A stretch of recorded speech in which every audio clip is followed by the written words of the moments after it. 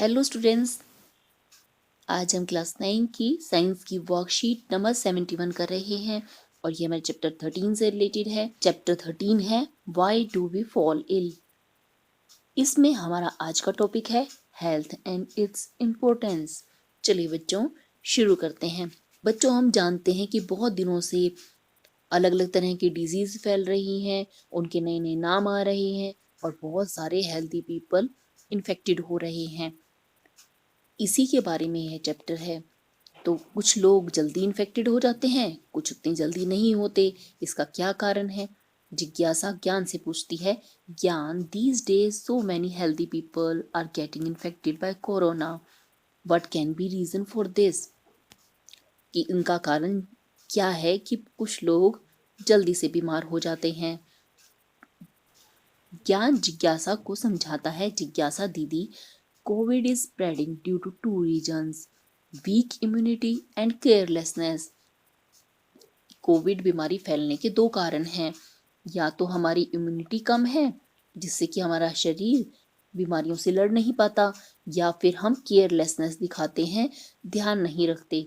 According to World Health Organization WHO, health is a state of being well enough to function well physically and mentally and socially।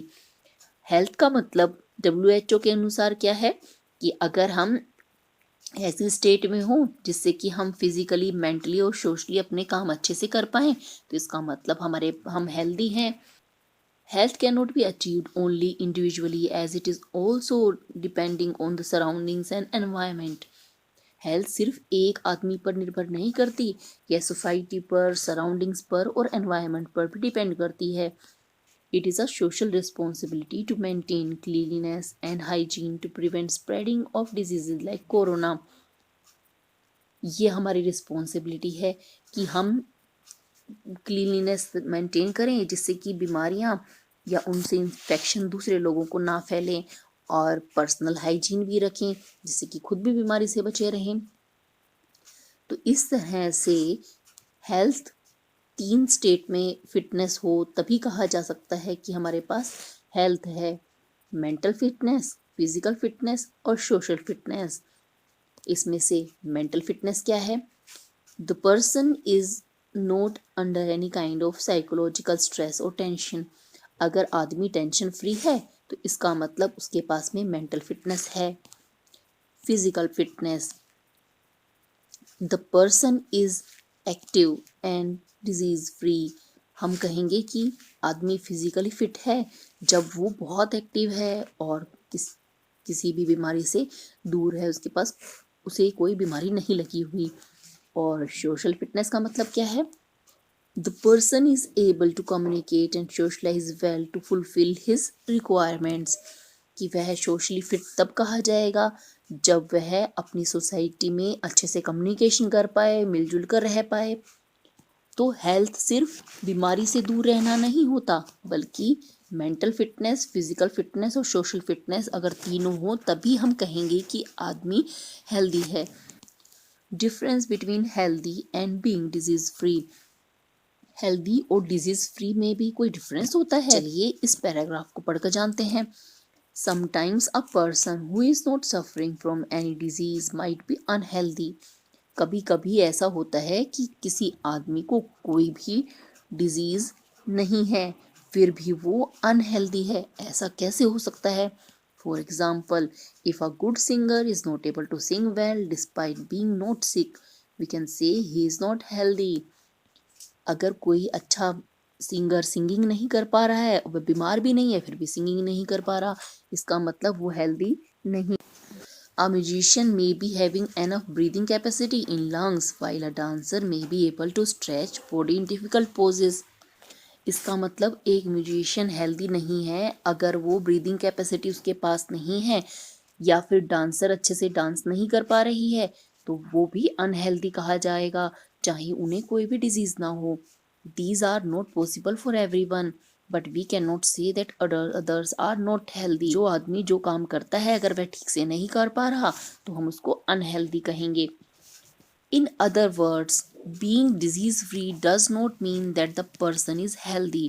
तो इसका मतलब यह है कि अगर आदमी डिजीज फ्री है तो हम उसे हेल्दी नहीं कह सकते। On the contrary, if a person is suffering from a disease then he is not healthy as well. लेकिन अगर उसके पास उसको कोई डिजीज लगी हुई है तो भी हम उसे हेल्दी नहीं बोलेंगे।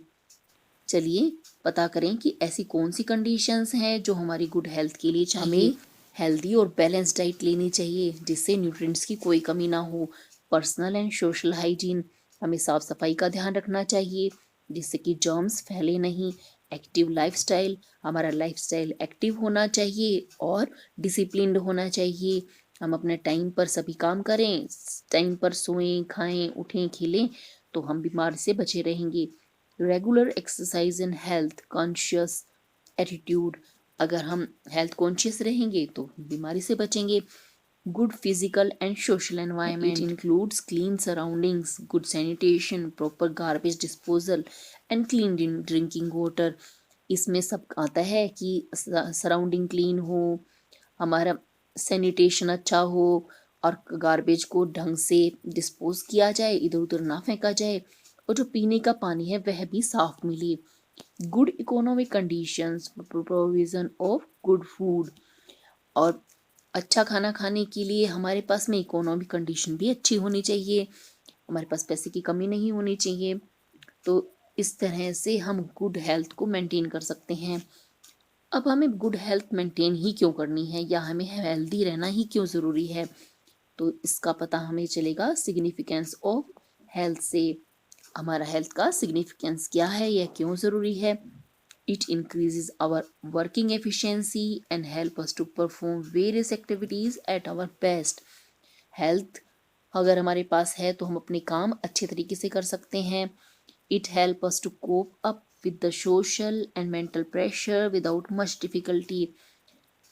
हेल्दी होने से हम सोशल और मेंटल प्रेशर से बचे रहते हैं और किसी भी परेशानी में जल्दी से बचने का तरीका ढूंढ पाते हैं। It makes our life joyful, और इससे हमारी लाइफ भी जॉयफुल रहती है, हम खुश रहते हैं।